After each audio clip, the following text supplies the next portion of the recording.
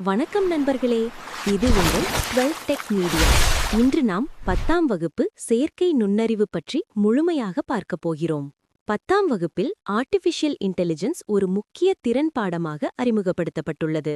இந்த பாடத்தை central board of secondary education அறிமுகப்படுத்தியுள்ளது. AI என்பது இயந்திரங்களுக்கு மனிதரைப் போல சிந்திக்கவும் கற்றுக்கொள்ளவும் உதவும் தொழில்நுட்பம். இது எதிர்கால உலகில் மிகவும் தேவையான ஒரு திறனாக கருதப்படுகிறது. ஃபேஸ் அன்லாக், கூகுள் மேப்ஸ் போன்ற தினசரி பயன்பாடுகள் அனைத்தும் AI உதாரணங்கள். நாம் அறியாமலேயே AI தொழில்நுட்பத்தை தினமும் பயன்படுத்திக் கொண்டிருக்கிறோம். இந்த பாடம் 2 முக்கிய பகுதிகளாக பிரிக்கப்பட்டுள்ளது. முதல் பகுதி எம்ப்ளாயபிலிட்டி ஸ்கில்ஸ். இதில் தொடர்பு திறன், சுய மேலாண்மை, ICT மற்றும் தொழில் முனைவோர் திறன்கள் கற்பிக்கப்படுகின்றன. இரண்டாம் பகுதி AI தொடர்பான முக்கிய அறிவை வழங்குகிறது. முதலில் AI அடிப்படைகள் பற்றி கற்றுக்கொள்கிறோம்.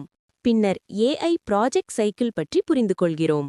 AI ப்ராஜெக்ட் சைக்கிள் 5 முக்கிய படிகளை கொண்டது. பிரச்சனையை சரியாக வரையறுப்பதே முதல் படி. அடுத்து தேவையான தரவை சேகரிக்க வேண்டும். பின்னர் அந்த தரவை ஆய்வு செய்து புரிந்துகொள்கிறோம். அதன் பிறகு மாதிரி உருவாக்கம் செய்கிறோம். இறுதியாக அதன் செயல்திறனை மதிப்பீடு செய்கிறோம். இந்த பாடத்தில் தரவின் முக்கியத்துவம் அதிகமாக வலியுறுத்தப்படுகிறது. சரியான தரவு இல்லாமல் சரியான முடிவு கிடைக்காது. AI 3 முக்கிய துறைகளை கொண்டுள்ளது.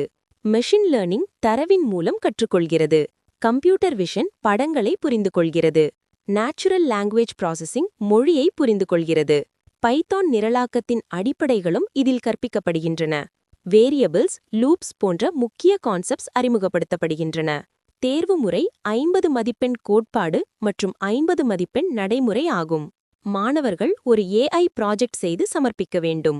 மொத்தத்தில் இந்த AI பாடம் மாணவர்களை எதிர்கால தொழில்நுட்ப உலகிற்கு தயாராக்குகிறது. இந்த வீடியோ உங்களுக்கு பயனுள்ளதாக இருந்தால் லைக் செய்யவும் ஷேர் செய்யவும். மேலும் இதுபோன்ற கல்வி தொடர்பான வீடியோக்களுக்கு சப்ஸ்கிரைப் செய்யுங்கள். இது உங்கள் 12 டெக் மீடியா. நன்றி. மீண்டும் சந்திப்போம்.